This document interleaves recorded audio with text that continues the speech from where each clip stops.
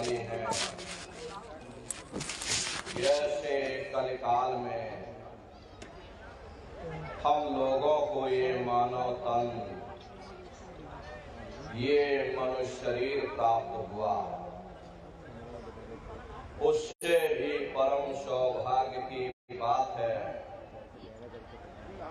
कि मनुष्य रूपी मंदिर में बैठ करके हम लोगों को सत्संग सुनने का ये अवसर मिल रहा। सत्संग जल जो कोई पावे, मैलाई सब कट कट जावे। ये सत्संग है, ये कोई कथा कीर्तन नहीं, किस्से और कहानियां नहीं, नाच गाना ढोल मजीरा नहीं।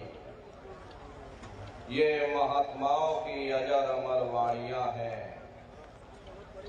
यदि आपने ध्यान से सुन लिया तो निश्चय ही आपको अपने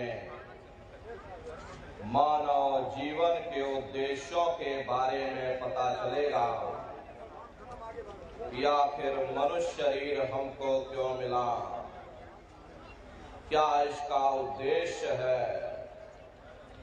मरने के बाद हम कहाँ जाएंगे, हमारे बाल बच्चे कहाँ जाएंगे, हमारे रिश्ते नातेदार कहाँ जाएंगे और कैसे हमारी जीवात्मा का कल्याण होगा। इन सभी प्रश्नों की जानकारी आपको सत्संग के माध्यम से प्राप्त होगी।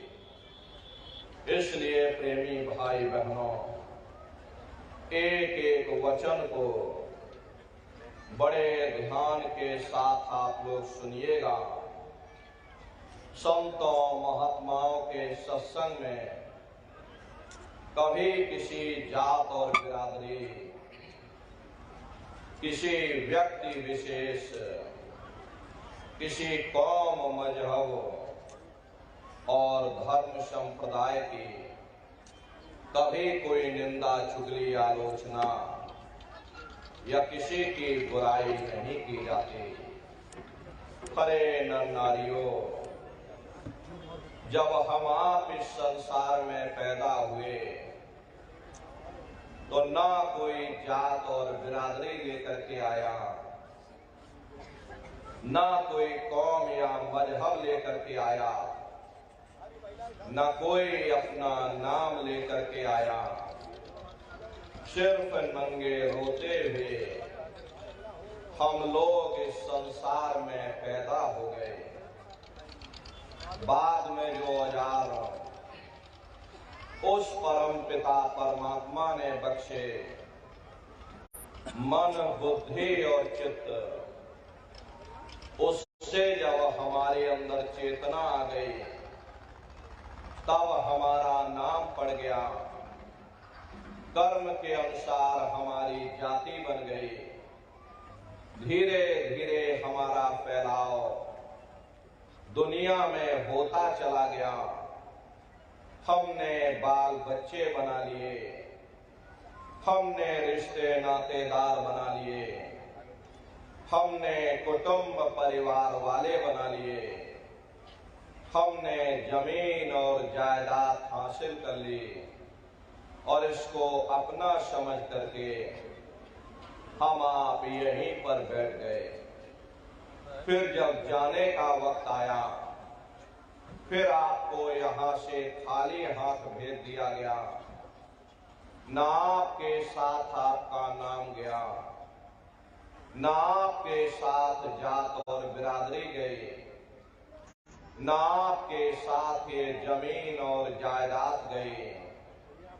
जिस छाया को प्राप्त करने के लिए आपने अपना पूरा जीवन गुजार दिया, तो ना माया हाथ में आई, ना छाया हाथ में आई, खाली हाथ आए थे और खाली ही हाथ आपको यहाँ से वापस भेज दिया गया। कहने का मतलब ये है कि उस परम पिता परमात्मा ने अति दया और कृपा करके आपको ये मनुष्य शरीर दे दिया, ये मानव तन दे दिया और आपको स्वतंत्र कर दिया गया कि भाई मैंने तुमको ये मनुष्य शरीर दिया है तुम्हारी जीवात्मा के रहने के लिए। मैं तुम्हारी जीवात्मा को इस मनुष्य शरीर में बंद करता हूं। तुम मेरे मकान के द्वारा उस मालिक की भक्ति करके अपनी जीवात्मा का कल्याण करा लेना। मैंने कुछ समय के लिए तुम सबको ये किराए का मकान दिया है। जब समय पूरा होगा मैं अपने सिपाहियों को भेजूंगा। उस समय न जमीन जायदाद काम आएगी, न धन संपत्ति काम आएगी। मन को, बुद्धि को, चित्त को और जीवात्मा को निकाल करके इस शरीर से बाहर कर दिया जाएगा। ये शरीर हमारा आपका यही जमीन पर गिर पड़ेगा, क्योंकि जीवात्मा के निकल जाने के बाद में ये शरीर सिर्फ एक माटी का पुतला है, उससे ज्यादा कुछ भी नहीं। आप इस मिट्टी के पुतले को ले जाकर शमशान भूमि पर जला करके राख कर दोगे। अरे आपकी कौम, आपका मजहब, आपकी जात और बिरादरी, हमारा आपका नाम उसी शमशान भूमि पर जल करके राख हो जाएगा।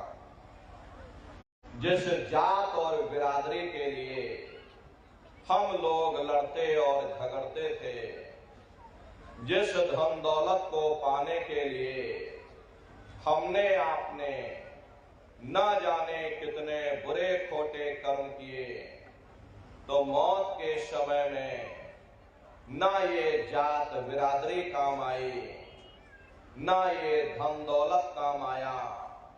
सब कुछ हमारा आपका यहीं छूट गया और एक जीवात्मा को ले जाकर के ऊपर धर्मराज की कचहरी में पेश कर दिया गया।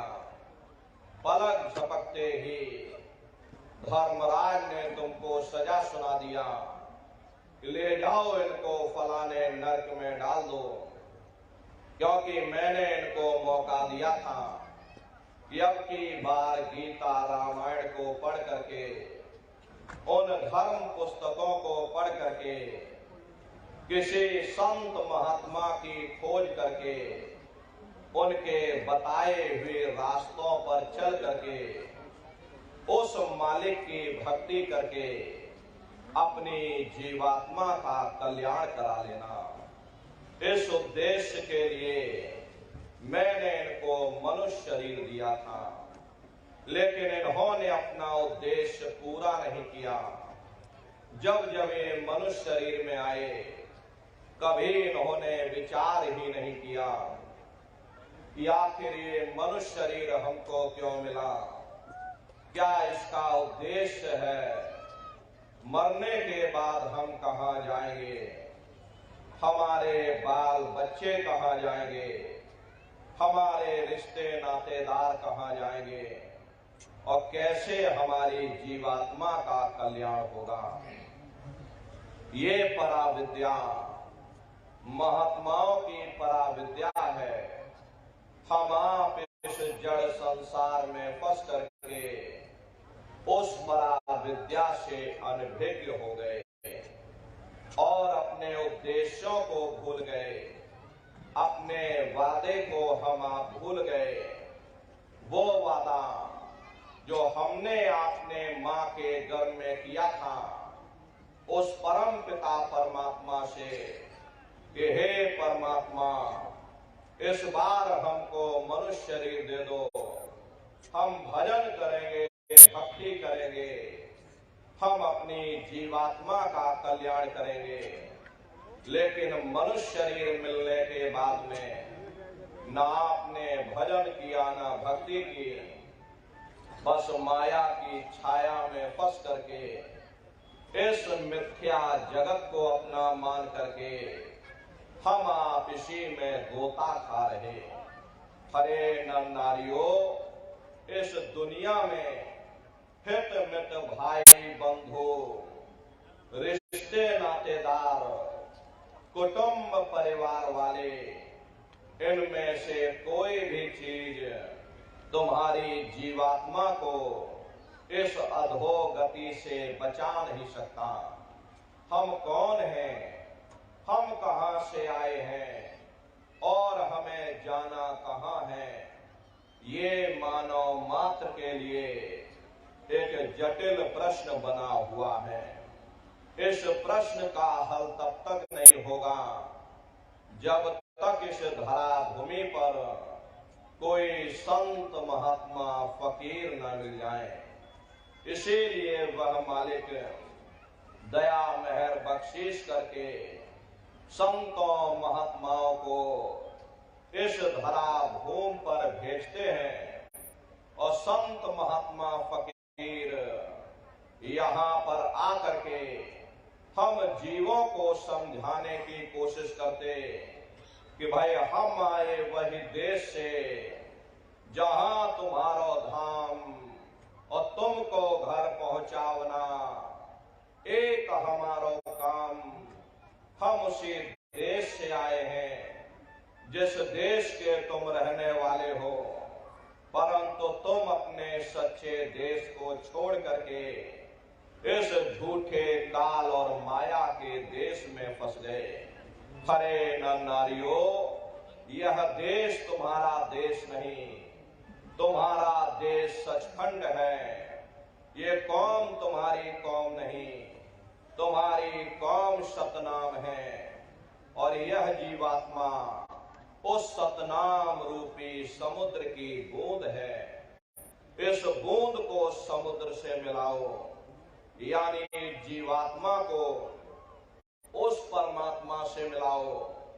महात्मा प्रेम से समझाते हैं कि भाई वो परमात्मा है, वो आपको मिलेगा, जीते जी मिलेगा, इसी मनुष्य शरीर में मिलेगा। इसी मनुष्य शरीर के अंदर जाकर के परमात्मा से मिलने का वह एकमात्र दरवाजा है। उस दरवाजे का भेद केवल संतों महात्माओं को ही प्राप्त है। यह दुनिया के लोग, दुनिया की आवाम जनमानस भौतिकता के ज्ञान को पढ़ करके अहंकार में डूबे रहते हैं कि हमसे बड़ा कोई ज्ञानी नहीं। लेकिन उन बेचारों को नहीं मालूम जहां दुनिया का ज्ञान समाप्त होता है, उसी के सिर की चोटी से